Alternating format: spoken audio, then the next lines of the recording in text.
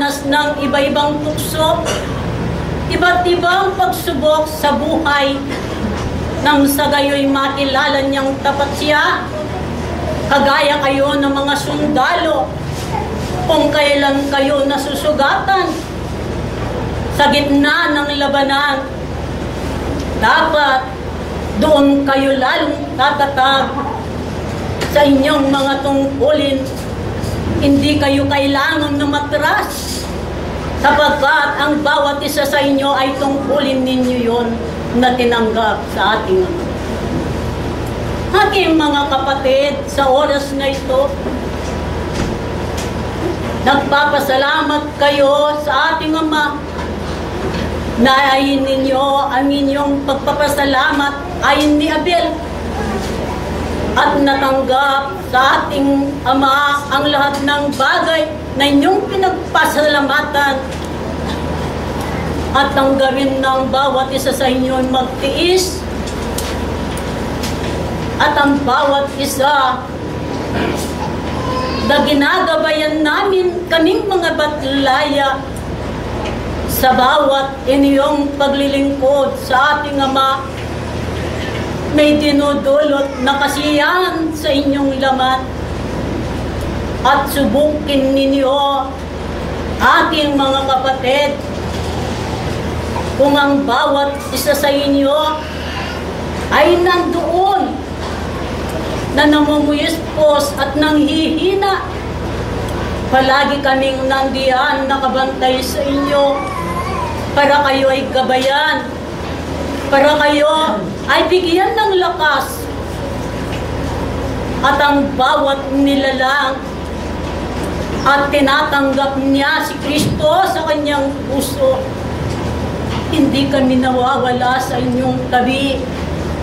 Ang pangako ng ating Ama,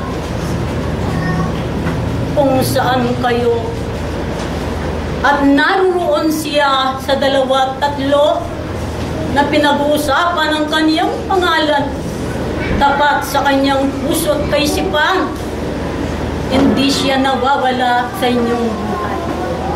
Kaya inaanyayaan ko ang bawat isa sa inyo, ang tunay na pag-ibig sa ating Ama, at ang bawat maliit na ginawa ninyong kabutihan sa inyong mga kapatid sa pananampalataya o sa iba man, hindi ninyo ginawa sa kanila, kundi sa ating Ama ay ginawa ninyong kabutihan kayo. At ang tunay na pagsamba ay ang katapatan, walang pagkukunyari sa kanyang sarili. Hindi niya hinahanap ang sarili niyang pakinabang, kundi pa naman ang katawang lupang ito ay malulugi, kundi ang tunay na galing sa Diyos na tao ay ang taong nasa loob ninyo at ang Espiritu. Kaya sinasabi ko sa inyo, ang lahat na nakikita ninyong kapahamakan, lahat ng bulos, lahat ng bagyo, lahat ng lintol na nakikita ninyo at nadarama, at pagsubok sa inyong mga pamilya, yun lang ang trabaho ninyo dito sa lupa. At kung mawawala ng pagsubok at tukso sa inyong buhay, ano pa ang kabuluhan ng pananatili ninyong pananampalataya? At ano pa ang inyong trabaho? Tatanong ko ulit ang Banal na Espiritu. Kung tayong mga tao dito, kung wala ang subok, ano pa po daw pananampalataya natin sa Kanya? At ano pang gagawin ninyo? Ano pa raw ating gagawin? Presidente po ng kaya kailangan lang magtiis. Umepa. Salamat. Kahit po sa material na bagay, sa pag-aral, dapat po walang pagsubok o walang sinasabing pagsusulit, hindi namin malalaman kung kami napasa o hindi.